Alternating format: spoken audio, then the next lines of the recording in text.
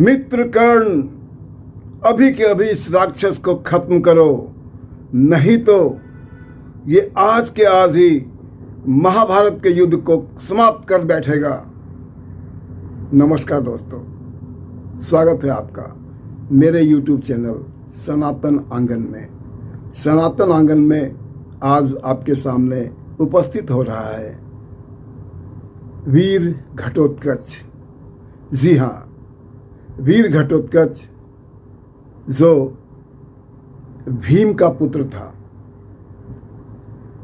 कहा जाता है भीम उस समय लगभग 70 फीट के थे तो घटोत्कच 80 फीट का था। महाभारत काल में जो इंसानों की हाइट थी वो ऐसे भी 20-25 फीट तक हाइट जाती थी। तो आइए चलिए सुनते हैं आज घटोत्कच की कथा। महान घटोत्कच। बात उस समय की है, लाक्षागिरी में जब आग लगी थी तो सुरंग के रास्ते से सभी पांडव काम्यक वन में पहुंच गए थे। काम्यक वन में जाते जाते सभी लोग थक चुके थे, सिर्फ भीम को छोड़कर। भीम, जब वो लोग विश्राम करने के लिए सारे पांडव बैठे तो वो जलाशय ढूंढने के लिए आगे गए। जलाशय मिला भी। उसने पहले तो खुद के लिए पानी पिया, इसके बाद सबों के लिए जल लेकर आने लगे। इतने में उस वन का जो राजा था हिडिंब, उसे मनुष्य की सुगंध दिखाई दी। उसने अपनी बहन हिडिंबा को कहा, बहन, मुझे मानव की दुर्गंध दिखाई दे रही है, जाओ उसे पकड़ कर लाओ, हम लोगों का भोजन हो जाएगा। हिडिंबा आई। जब उसने देखा इतना वीर नौजवान सजीला एक बाका बहादुर जल लेकर आ रहा है, उसने तुरंत, क्योंकि वो मायावी थी, अपनी माया से बहुत ही सुंदर नारी का रूप धारण कर लिया और आकर उससे वार्तालाप करने लग गई। चूँकि वो भीम पे आसक्त हो चुकी थी तो जो उसकी वार्तालाप थी वो लंबी हो चली। इतने में हिडिंब को रहा नहीं गया, वो आया। जैसे ही उसने बहन पे हाथ उठाया, भीम सामने आ गया और उसे शिक्षा दी। बहन पे हाथ उठाते शर्म नहीं आती है। फिर दोनों में मल्लयुद्ध हुआ। कहा जाता है भीम ने उसे ऐसे उठाकर हवा में पटका कि उसके प्राण पखेरु उड़ गए और जो हिडिंबा थी वो माँ कुंती के चरणों में जाकर पड़ गई कि मुझे आपका भीम बहुत पसंद है, मैं उनसे शादी करना चाहती हूँ। उनकी शादी हो गई। 1 साल तक काम्यक वन में ही वो लोग रहे और वहीं पे जन्म हुआ महाबलशाली घटोत्कच का।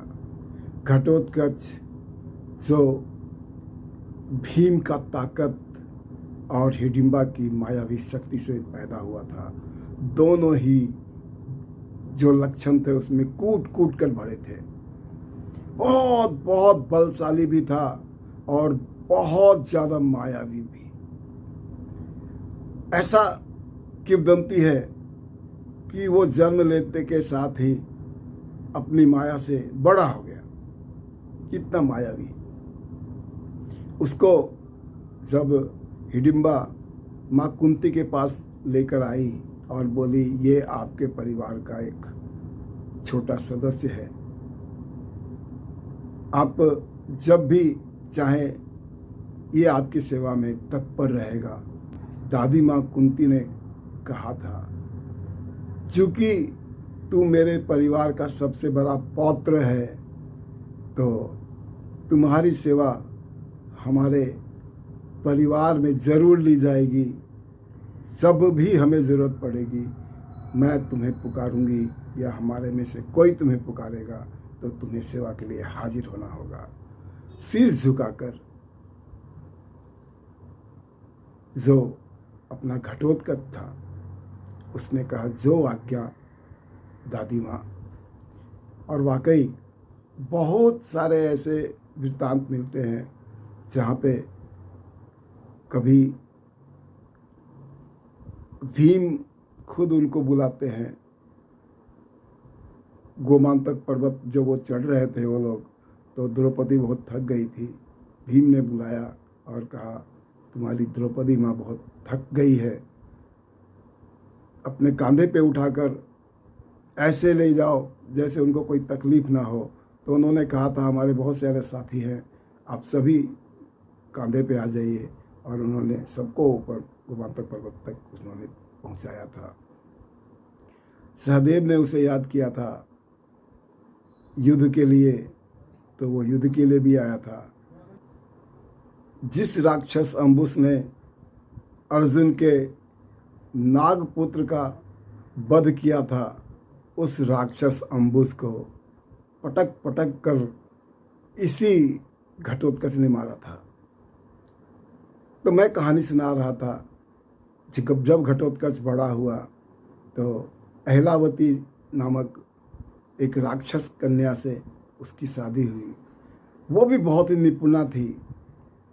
उसका शर्त था कि कोई ऐसा नौजवान मेरे से शास्त्रार्थ करे, मेरे सवालों का जवाब दे, अगर वो पसंद आ गया तो मैं उससे शादी कर लूँगी, वरना वही मौत के घाट उतार दूँगी। तो वो भी एक बहुत रोचक कहानी है। शादी हो गई। घटोत्कच से जो पुत्र उत्पन्न हुआ उसकी कहानी मैं आपको सुना चुका हूँ। महान प्रतापी बर्बरीक। आज जब मैं घटोत्कच की बात कर रहा हूँ, ऐसा नाम जो बचपन में ही जन्म लिया था, उसके सर पे बाल नहीं थी और बाल नहीं था, और उसका मस्तक जो था वो हाथी के माथे के जैसा था। इसीलिए घट मतलब हाथी और उत्कच मतलब बाल नहीं थे, उसका नाम घटोत्कच रखा गया था। वो जब चलता था और हवा के वेग के तरह जब वो उड़ता था, और जब अपने रथ पे सैकड़ों लंबे लंबे बालों वाले घोड़े के रथ पे जब वो उड़ता था, जब वो आकाश मार्ग से आता था, तो ऐसी गर्जना करता था। उसके मुख से ऐसे बहुत डरावनी आवाज़ निकलती थी और दूर दूसरित हो जाता था पूरा आकाश जहाँ से वो चलता था। उसके मुंह से जब वो अग्नि की वर्षा करता था तो मानो प्रलय आ गया हो।